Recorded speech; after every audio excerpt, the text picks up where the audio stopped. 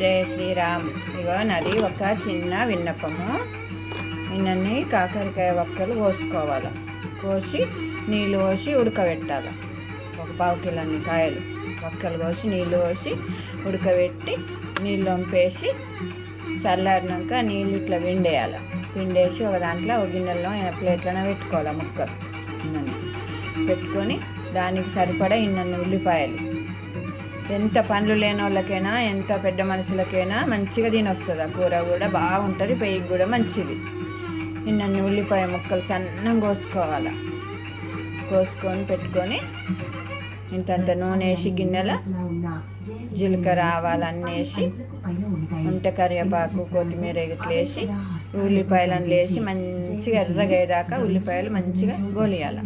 ఆ తాలింపులో మంచిగా ఎర్రగయ్యేదాకా ఉల్లిపాయలు గోలిచ్చిన తర్వాత కొద్దిగా అంత పసుపు వేసి ఈ కాకరకాయ వక్కలు కూడా అందులోనే వేయాలి. వేసి నీళ్ళు పిండిన వక్కలు కూడా అందులోనే వేసి మంచిగా కలపాలి. కలిపినాక ఒక పావు కిలోన్ని కాకరకాయలు ఉంటే ఒక చాయదాగా స్పూన్ చక్కెర వేయాలి. ఎక్కువ వేయద్దు. చాయదాగా స్పూన్ అంత చక్కెర వేసి కలిపేసి కారం వేయాలి. పొడి మీరము ఒక 2 స్పూన్లంతా నూనె పొడి వేయాలి. వేసి కలిపి దించేయాలి. దించేసి పెడితే అది ఇంతంత కూర పెట్టుకున్నా కానీ మంచిగా ఇంతంత అన్నంకు సరిపోతుంది. మెత్తగా వక్కలు మంచిగా పండ్లు లేని వాళ్ళకి కూడా మంచిగా దంగుతాయి. ఒంటికి కూడా పెయ్యికి కూడా మంచిది. అందరికీ చిన్నవాళ్ళ నుంచి పెద్దవాళ్ళ దాకా మంచిది.